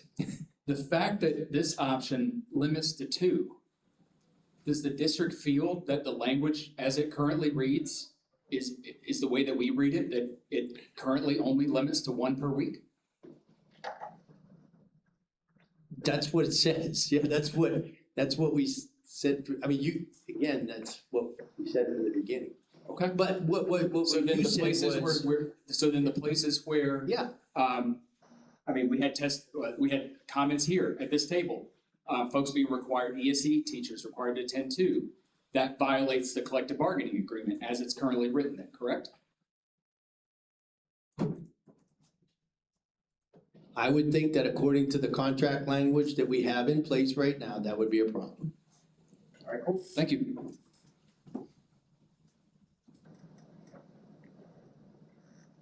Okay.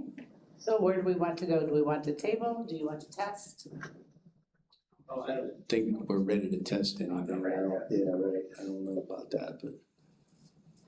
I mean, I pretty much can tell what the outcome would be, but Anna has a question. I don't see any red card now. Anna? Easy. I'd like to have a quick 10-minute caucus, just based on the discussion we just had, if we can, but I know Anna has her hand up. Can we go with Anna's question first? Yeah, I'm cool with that. Okay. It's on, I didn't have a chance to turn it on. I just think kind of my thoughts of this are in a scenario where teachers are feeling like we have more and more added to our plates. That we feel across the district that we no longer have the time needed to get done what needs to get done. And you're put into a situation of robbing Peter to pay Paul. That, do I do my lesson plans? Do I make a parent phone call? Do I put my grades in? Do I go to this meeting? We already are in a school year where teachers had to rearrange their schedules to work an additional, 9 minutes a day, however that played out.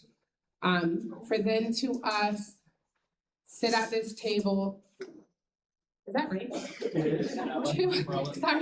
To sit at this table and negotiate more work for teachers in a time where we're like screaming, we don't have enough time to get stuff done, I think would not be in our best interest for teachers across the district.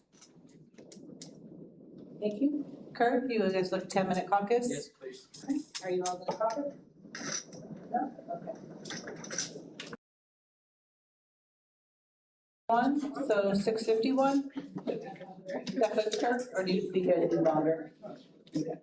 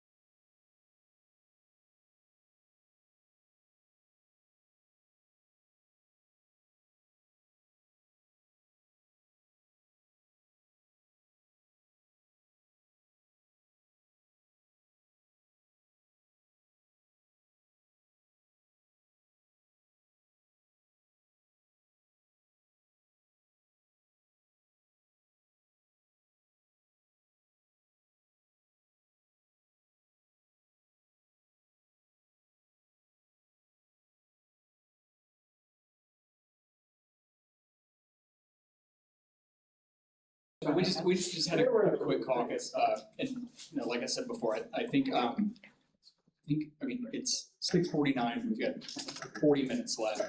I think we'd kind of like to put this one to bed and move on to one of the other things. What do you mean by putting it to bed? Do you want to test it or do you want to table it? I say table. Okay, thank you. Yeah, I don't know that we are, option 2 and 3, I don't think we're ready to test those, and the district doesn't seem ready to test option 1, so let's move on. Thank you. So the next question we have for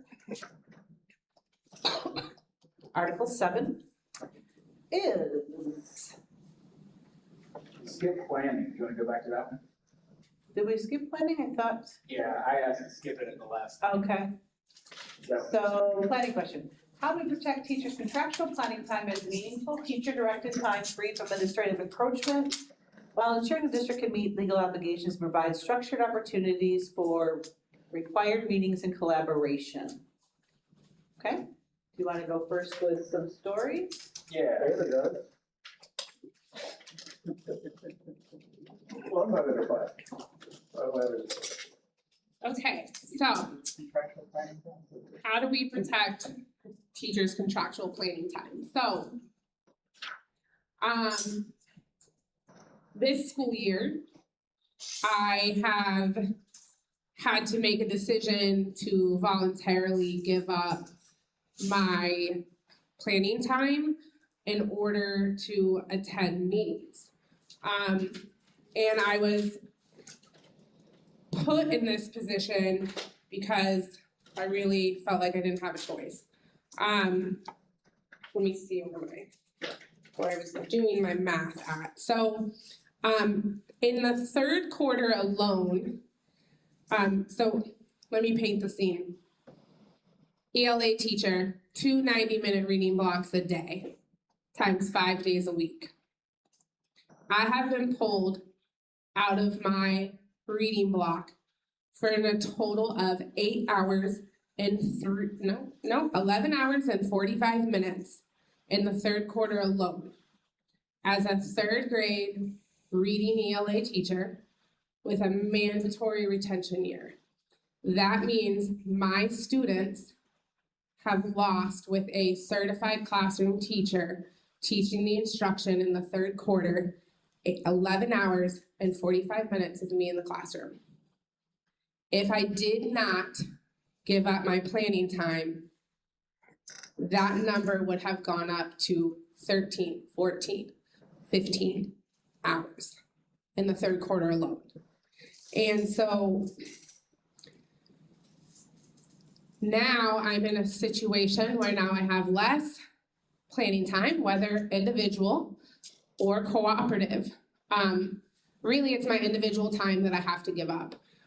Some days I have to have meetings where I'm skipping out on the PLC meeting because the other people in those meetings it doesn't work out.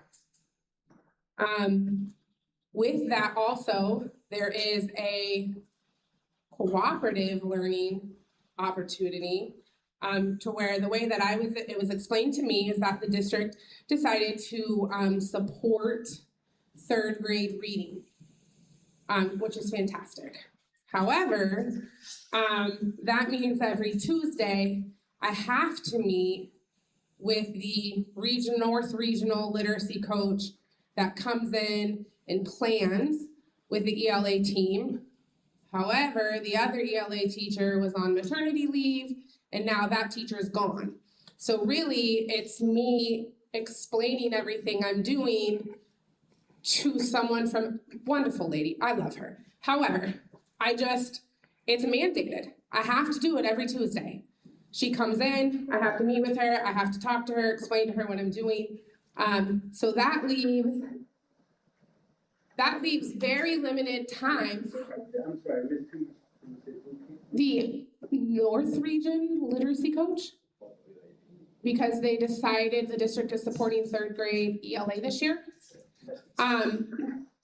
So now I have very limited time to write my lesson plans, I turn them in late all the time because that's the first thing to go.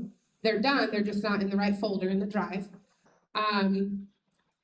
Call parents, grade papers, do report cards, all of those things.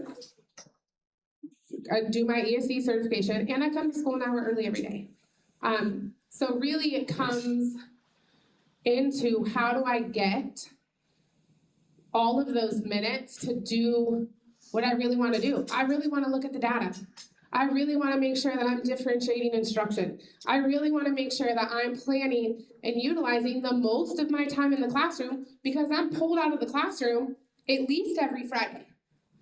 And if I'm just one teacher with one story, and I guarantee you, if there's one teacher with one story like this, there's more across the district. We are a very large district. And like I had kind of said before, it's very important that we're in a time where teachers do not feel like they have the time to do what they really need to do. So how do we ensure that we're given those opportunities to really, really differentiate, lesson plan, look at data? Because in my eyes, that's what we should be doing. We should know how our students are doing on those benchmarks, and you should know, because not only are you doing it as a grade level in the PLC, you should be doing that all day long in your classroom. That should be the meat and potatoes of your lesson planning. How am I ensuring that these students are getting what they don't have, and what am I doing with the kids who do have it? It's great we do it as a grade level, but that's your job as a classroom teacher, especially in third grade, to make sure you're filling in those benchmarks and planning individualized instruction with your group of students. Thank you, Hannah. Sorry. That's okay. Any questions or comments on question 7, the planning question?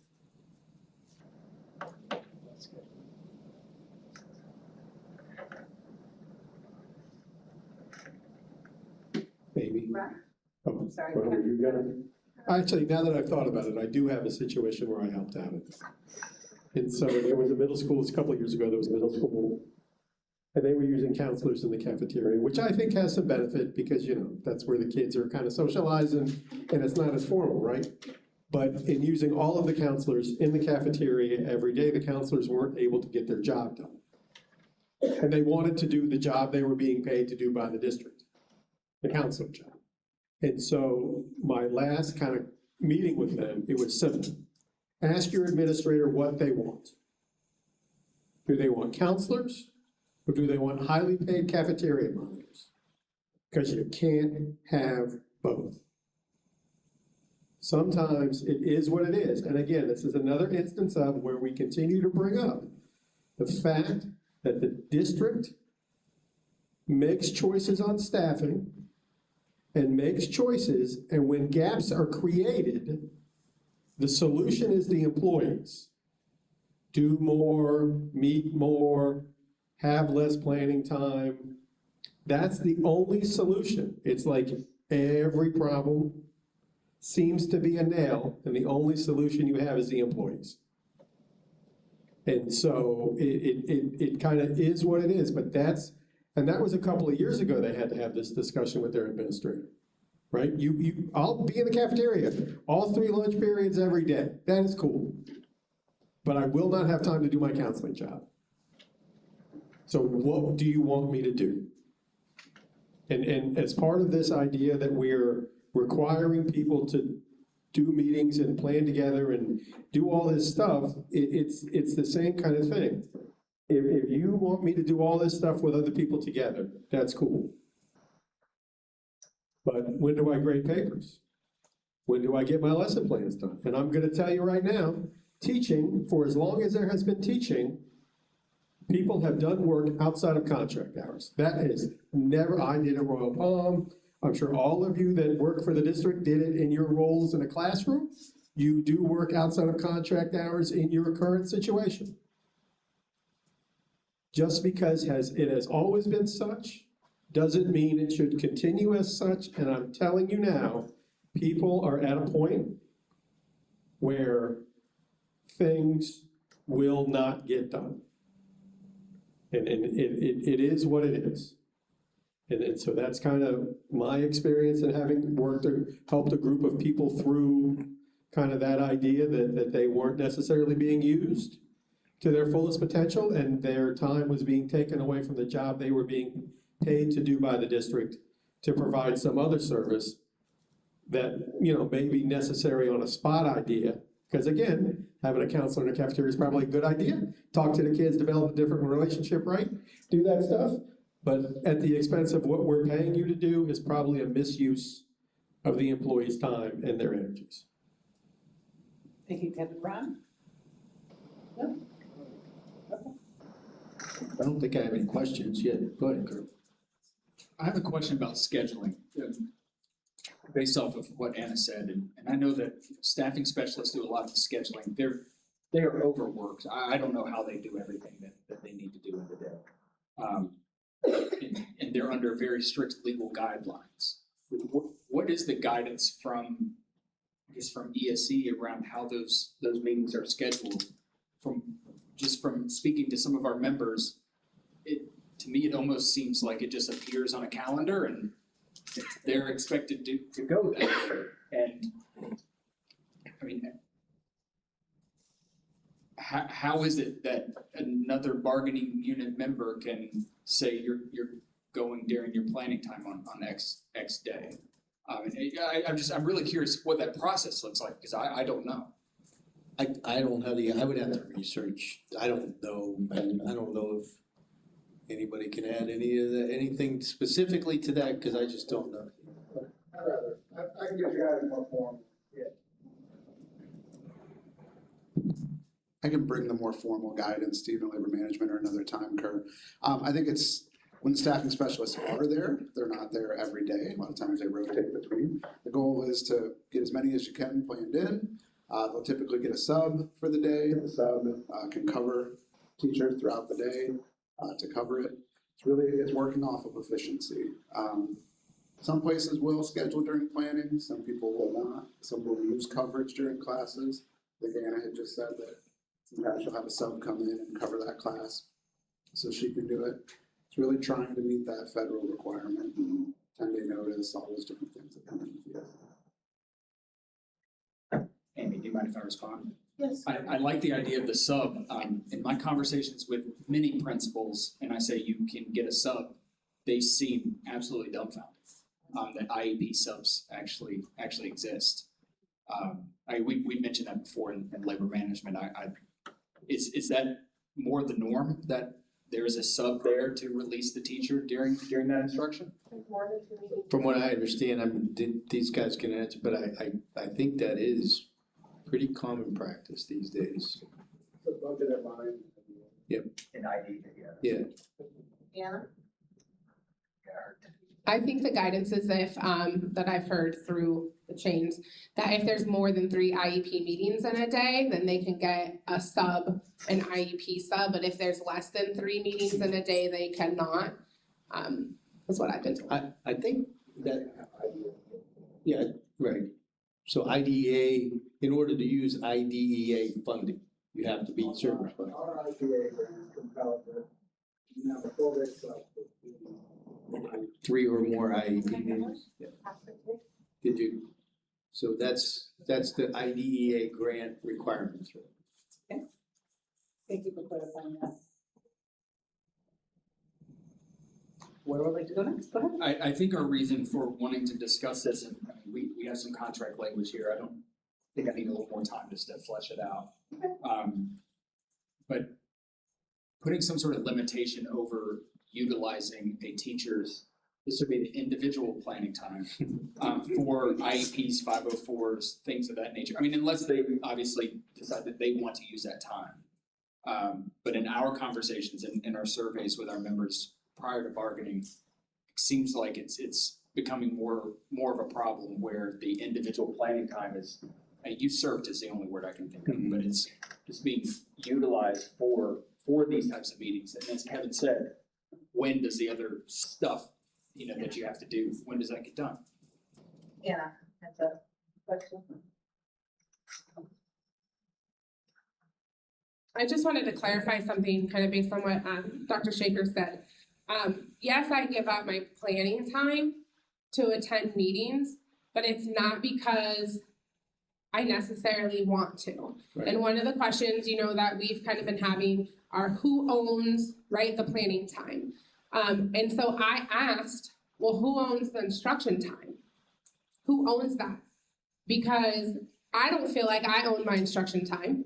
I feel like anyone, anywhere, just meetings just pop up and it's expected for me to just attend them without zero consideration of what I've taken the time to plan out and prioritize for my classroom and my group of students. And so it's not that, I mean, 11 hours and 45 minutes, that's insane to me. Now my students, when I really sat down and did the math just a few minutes ago, that's insane. And that goes into a whole lot of things. That affects my students' learning. That potentially is my van. That potentially is my opportunity to stay in a tested position in a school setting. And I'm planning and doing things all with limited contract, with limited planning time. Those are all the things that I'm putting on the risk. So for me, it came down to, I had to make a tough decision. What was more important? Planning time where I'm not in front of students, or time where I was in front of students? Because yeah, 3 subs, 3 meetings, we can get a sub in the room. I'm sorry, but there's some wonderful, wonderful guest teachers out there. And there's some really not wonderful guest teachers out there. And it does not replace how I know my students. It does not replace all the time and energy that I put into it. I can lay out beautiful sub-plans. And that teacher can walk into the room, put the magic school bus on, because it happens all across this district every single day. And so it's not because I want to. I was put in a decision where I had to do what was right for my students. And what was right for my students is to have me, their classroom teacher, standing in front of those students, teaching with the time that I'm given. Because I don't know who owns my instruction time, but that's a question I'd really like to know. That's important to know. Thank you. So go ahead, Kevin. And I think, again, I can offer some perspective. So taught at Royal Palm, very small school, very few students, all of them on IEPs, right? So I was at one point the ELA teacher for secondary. So in our rotation, in our school, I was responsible for the framework of the IEP for my homeroom kids. So let's say that's 8 students. So I was responsible for those 8 students, and I was also responsible for the ELA goals exclusively on every student that I saw, right? So there's 180 days with students, right? In the school district of Lee County, I have 8 students for whom I'm personally responsible for that might have to go attend the meeting for. The other ones I just, fill out the present levels and do the goals and don't necessarily get called in. So if 4 of those students have to meet during my planning time, I still get 176 planning times, potentially to myself. If we're in a situation at another school where the caseloads are greater, that diminishes the amount of individual planning time if those meetings are scheduled during planning time. So again, we can't have it both ways. We have to decide what's more important and how we're gonna do things. And so when I get phone calls, sometimes I talk about the nuance. Well, how many is okay? For me, if I had to do 3 out of my 8 or whatever, or 4 out of my 8, I still knew I was getting 176 planning days kind of to myself.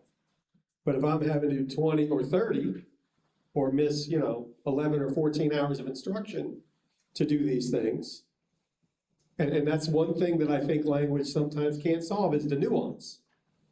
Because one group would like to say, hell no, you can never do it. And then there's me that might say, well, 4 is okay, right? Because maybe you've got to have them sometime because that's the only time the parent can meet and you're up against a deadline. That exists, right? And so language always for me was a problem with this nuanced argument, because where I came from, it wasn't necessarily a problem because it was maximum 8 times a year, probably not, more like 4 times a year. But there are places where significant instruction time is missed and or significant planning time is infringed upon to have these meetings. And again, I think we need to talk about the role of the people in the meetings, right? The PE coach maybe doesn't need to be in the meeting sometimes, right? But the homeroom teacher does, the ELA teacher does, those types of things. So even that, looking at who we're asking to attend these meetings and in what format and from what group can kind of help us figure out where we're going here. But again, the nuance for me is really the problem. That the nuance is the problem. The idea between, well, heck no, we can't have any, and well, I was at Royal Palm and I had 4 and it wasn't necessarily that big a deal. Where is that at?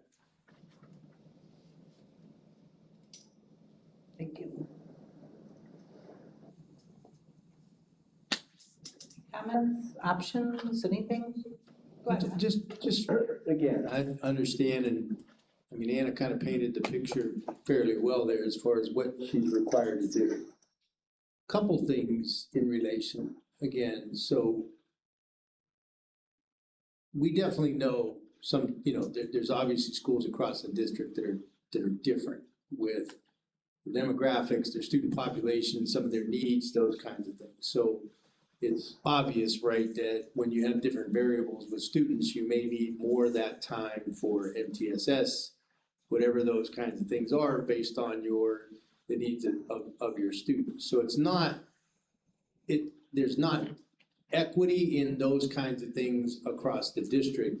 A lot of times, correct me if I'm wrong, but I would think it's really based on your student population at times. Would you agree with that? Right. So I think, part of the conversations that we've had, go back to last year, is we try to identify those schools where those situations probably occur more so than others. And then, one of the other things we talked about is what supports do we include for those schools in addition to, to what they currently have. Thus, the risk levels and those kinds of things that were a product of those conversations. So I say all of that really to say the district understands that there are more requirements and more demands placed on those buildings based on their student population. I'm not sure, though, what the answer is to be able to meet those requirements in a day, a week, a month, a school year, to be able to meet those requirements and fit everything else in. I guess that's part of it. So, Brian, can you pass the microphone?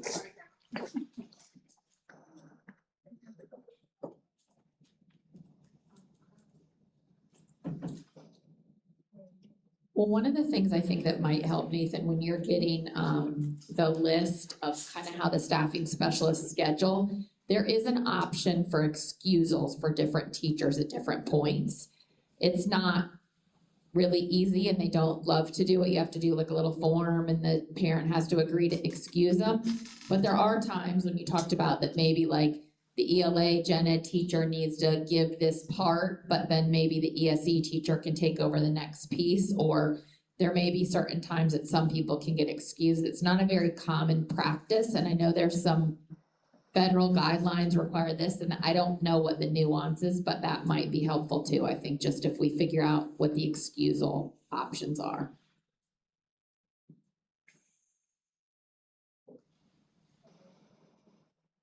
I may be dating myself, updating myself here, but those IEP teams, though they're required to meet, but are they required to attend an hour-long meeting, every person on the team for the complete hour, right? They have to be excused, but they can be if they present their goals for the student and their achievement and those kinds of things, they could probably, to agree? Yes. Okay. Kurt? Said I might be outdating myself, but I know parental rights have been expanded quite a bit when it comes to IEP meetings. So that just begs the question again, like, how do we meet those requirements, within the days, weeks, months, school year time? Kurt said he has an option he'd like to put up. Are you gonna copy paste for us? Yeah, I can do that if you give me some Thank you. room. Sure. So I'm trying to mirror, there's language in the contract now that if an employee gives instruction during this planning, they're compensated for that. So we're looking at a model that was similar. See if I hit paste here. So this is 7.011C planning guidelines. We added some language here that says that planning time may be used for IEPs, 504s, conferences, data meetings, or other district required meetings only. I don't know why the shifting didn't work. With the volunteer agreement of the teacher, or in circumstances where a legal deadline or emergency makes alternative scheduling impossible. And then here at the bottom, okay, you can see my highlighting. Tried to mirror what happens, if there's instruction during misplanning, then either the teacher receives the equivalent planning time later in the week. I give up 30 minutes on Monday, you find a way to give me 30 minutes of uninterrupted planning sometime else during the week, or you compensate.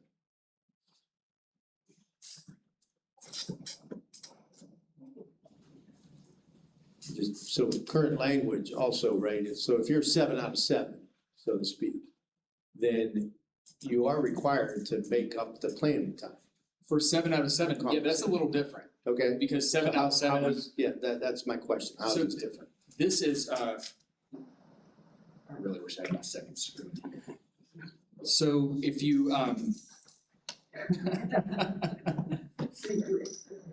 so if you go down to item 3, under 7.011, C3, teaching during planning. Oh, that's lovely, thank you. It's page 43, or electronic page 45. There you go. Wow, you almost had me say line number. That's what I was trying to get him to say, so I. Yeah, right there, number 3. If they give instruction during misplanning, they're compensated. So 7 of 7 is a little different because, and correct me, colleagues, if I'm wrong, I'm giving up my planning every single day. That planning is added on to the end of my workday. The expectation is that I complete that planning and I'm paid for it. In this case, it's kind of a here and there type of thing. I miss 30 minutes of my planning.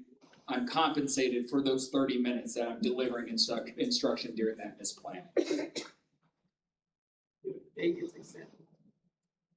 I guess to compensate them for that, yes. Yeah. It's not like an everyday thing. This would just be a. I do know that we've had some folks that said, like, they have an initiative that they're looking at, so they're asking for teachers to give up their planning time. And we have given them, we have paid them for that time, but we have required documentation because that's contractual that they should be extending the day during that. So I know we've done, my point is that we've done it in pockets other than 7 out of 7 every day.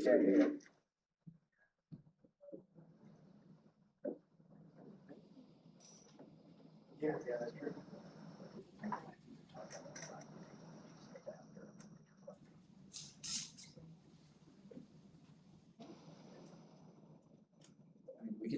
Maybe this is where we leave it tonight. Okay. Give some thought. Definitely want to kind of do some research on that and talk about, get some feedback, so, yep. We have some other language prepared to talk about.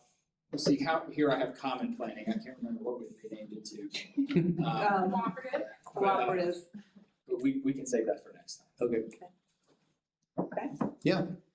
All right, and both sides are good with that? Guys, great job tonight. Good discussions, and we will see you on April 13th. Kevin, you have something? Some people don't have invites going into the foreseeable future, right? Isn't that right, guys? Yeah, Anna doesn't have any. Just want to make sure we're every other Monday. That's really? Yeah. I mean, I'm assuming we are every other Monday until Yes. the end of the school year? Yeah. Okay, cool. Yeah. Okay, thank you for letting me know that. All right, have a lovely evening. Thank you.